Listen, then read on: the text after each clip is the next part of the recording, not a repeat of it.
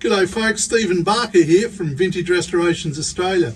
In today's episode we continue working on the bulkhead restoration.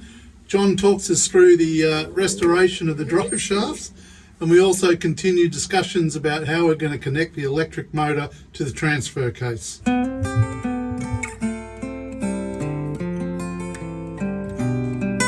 you go, a big box from Techno Gym. I don't think it's Techno Gym parts, knowing me, but it could be Land Rover parts. Ordered those on Saturday night after workshop day, and here it is Tuesday. They were delivered at lunchtime. Quite remarkable. Best service I've ever had. Yeah, I'm just about to start drilling these spot welds out. We'll replace this whole section from here to here. Oh, I better go slow on that. Or... They are very hard, those spot welds.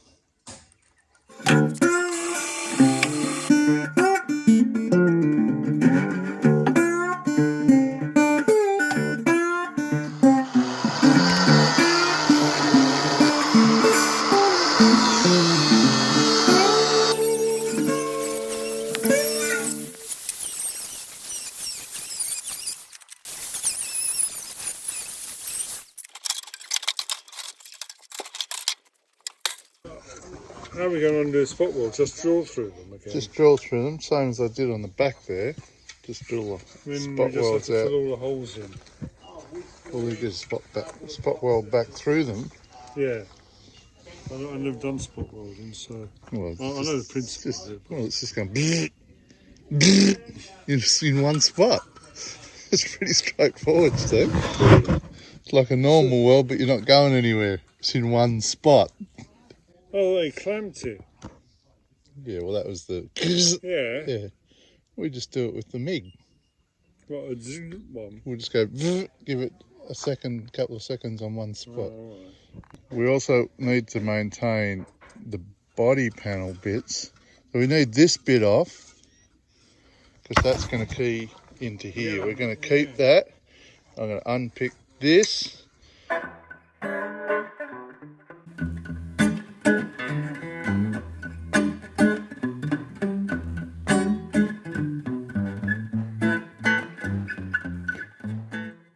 There's the top of that pillar all unpicked. It's a bit of a job getting these out, drill out the spot welds, and then go at it with a chisel, basically. Same along here, this all has to be unpicked, and we're going to join the pillar in here. Give it a bit of the old finger of death there, John. Give us a quick review of that tool, John. What is that thing? The finger of death? It's an air file. It's really narrow, 12mm. It's a 1/2 inch wide belt. And anywhere you can stick your finger, like your injured finger, you can stick this thing. Only you don't have to injure your finger when you stick this in. Okay. However, when you're using it, don't slip around. It's the finger of death that removes lots of metal. It's really good. Give us a demonstration.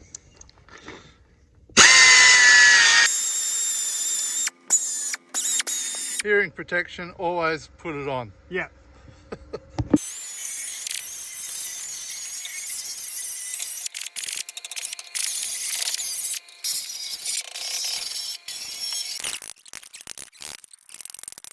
A bit of a problem with access in here. To get at. The tool for the job is this beast. It's just a descaler. You can get in spots like that and get corrosion and stuff off. So another good tool, air driven, not too expensive.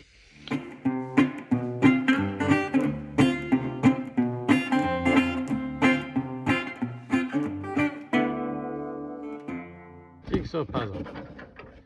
In goes that bit, on goes this bit.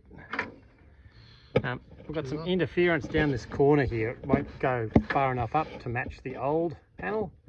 So we just need to ease this corner out. Otherwise it's really close. Getting there. Yeah.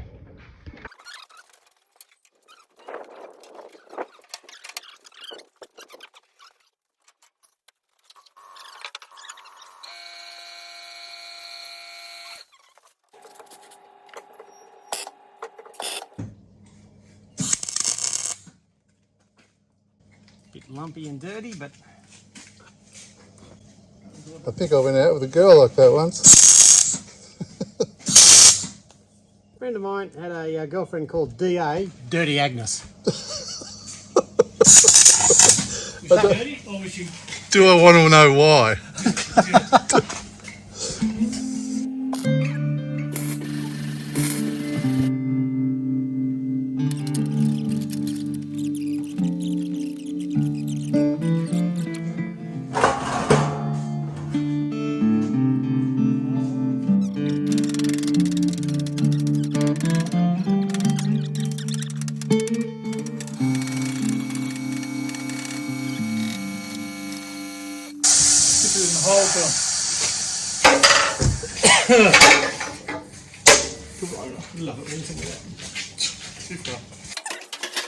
So there we go, that's back on. First of the floor welds is sort of just sitting in there, and this pillar has been tacked in. Progress on this has all been drilled out and just needs to be cut and removed, and then we'll put the other one in once we've tack welded that in, so it's all rigid. Keep it nice and stiff as we go, so it doesn't end up where it shouldn't be. But yeah, big improvement. Then we just got to keep cleaning it up and get some paint on it. Okay, here we are with one of the prop shafts that we've cleaned and painted before. We've done a few things incorrectly on this. When you're taking the universal joint apart, you should always mark the two halves so that you know which orientation they go in. It doesn't make a huge difference, but they're usually balanced, and when you turn them over the other way they might not be balanced, so that's always good. We've got paint down here, which is just part of the painting process. I'll clean that up with some emery cloth or wet and dry. When it comes to the junction here, I couldn't get this. It's a pressed metal nut, effectively, with a curve on it, and there's a seal that goes in hidden under my finger there, and the seal no longer exists, and I couldn't get this undone. So I could put the oxy torch on it and try and loosen it up to get it off those threads, but what I have done instead is I've purchased a rubber boot, and it'll clamp on either side of this connection, and that'll stop the dirt getting in. So I kind of don't care about this seal anymore. So I'm just going to leave it like that. And then on this prop shaft, there's a grease nipple. So I put one back in there. Although with the rubber boot on, I won't need to put too much grease into this area because it's never going to get that much dirt. The original one, you get dirt here, and this bit would move and then come back, and the dirt gets stuck in there, which wasn't good. So the boot will help with that. I should also say that on these prop shafts, very small, a bit hard to see, but there's a sort of an arrow embedded in the metal, and the sign is that will line up with this side where the hole is, and there's usually an arrow here, but I think we've cleaned it right off. And that just gives you your alignment as to which way around these splines should have this piece go on. Another thing to check to the prop shaft is that the yokes should be in alignment when you do it correctly. Otherwise you get drive shaft vibration. And yeah, so I've just got to stick a few universal joints in after I clean up these holes that they slide into. Grease it, put a boot on, and this shaft is ready to go. I should also say, with this seal, if you want to stick with the original and put an appropriate seal in here, they're hard to find on the Land Rover part sites, but the original manufacturer of most of the universal joints for Land Rover is Hardy Spicer, which is a worldwide brand that does universal joints and prop shafts and things. And so this is all a Hardy Spicer component. And if you go to a Hardy Spicer specialist, they'll be able to measure up the bits you've got and get you the exact right seal for there. We don't have any in the Bega Valley, so that's why I'm happy with the boot. So, universal joint installed. It's even got a grease nipple. Still have to put the boot on. But this end, something's wrong. I got 4 of the same universal joints, and you can't see it in the camera here, but my finger goes in a long way. That universal joint isn't the right size for this yoke system. Oh, something else to fix. And then on to the next one. Rusty, needs a good clean, doesn't have any black paint on it. Pull it all apart. Oh look, a wire brush. I can use that. And then I've got to rebuild these. I better measure the yokes first and the universal joints and just check that I've got the right parts.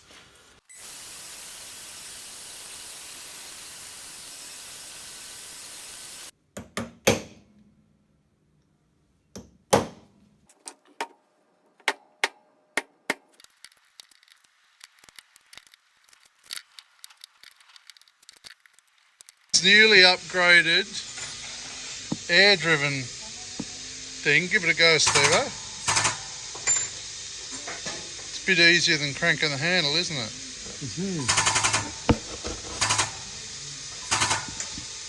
So this is the prop shaft we were working on. We had an easy time on one end. The circlips and the universal joint went in easy, straight, no problem, feels good. It's a nice universal joint with a grease nipple and all. And the other end was a bit of garbage. It wouldn't go in, it wouldn't lock in. And basically what was happening is that the caps that go on the spider, the thing in the middle, the needle roller would fall out to one side as you're putting it in, and then it wouldn't go on properly. Jam.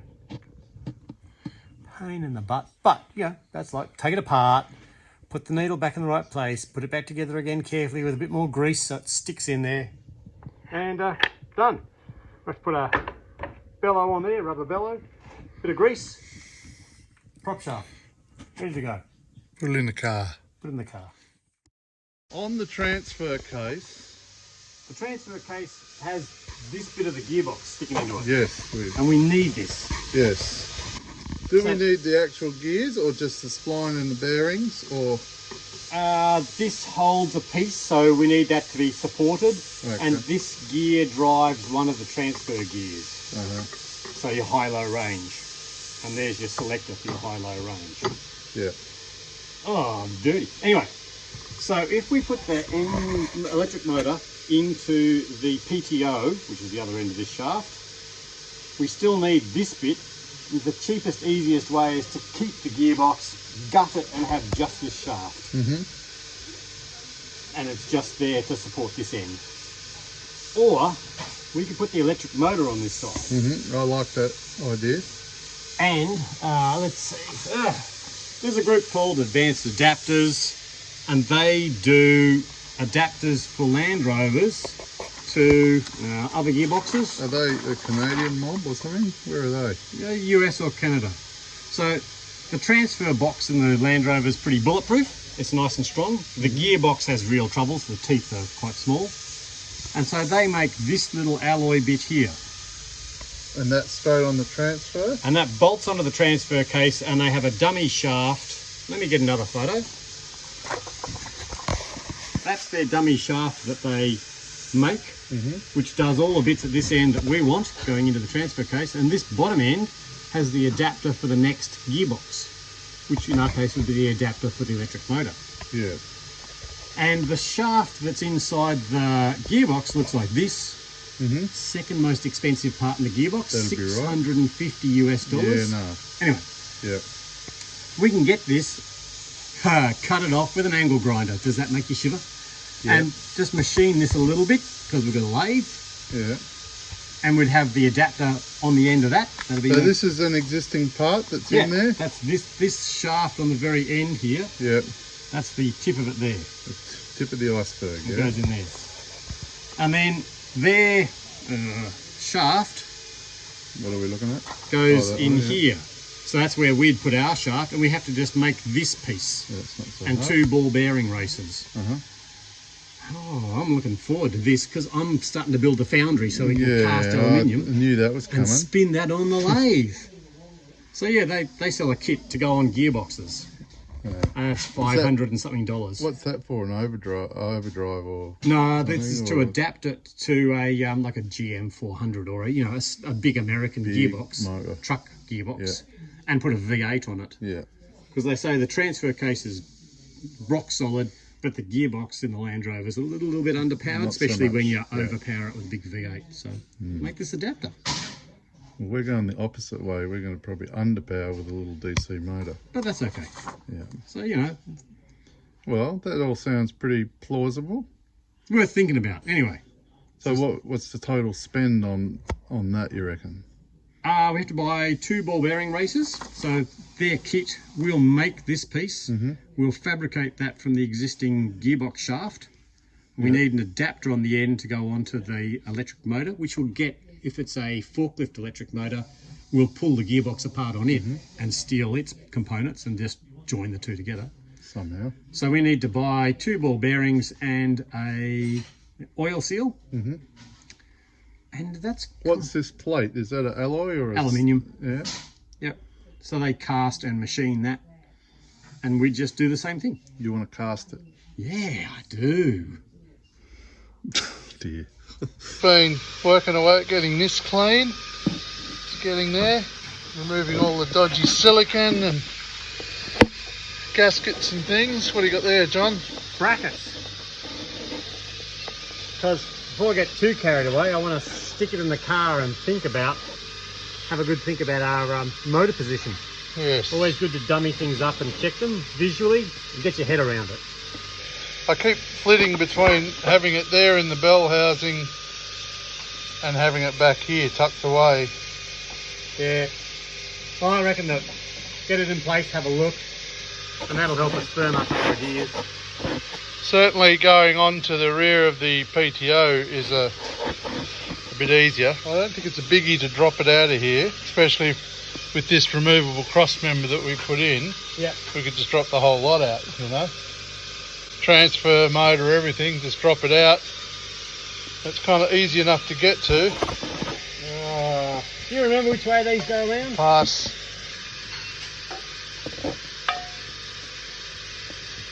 That looks for level.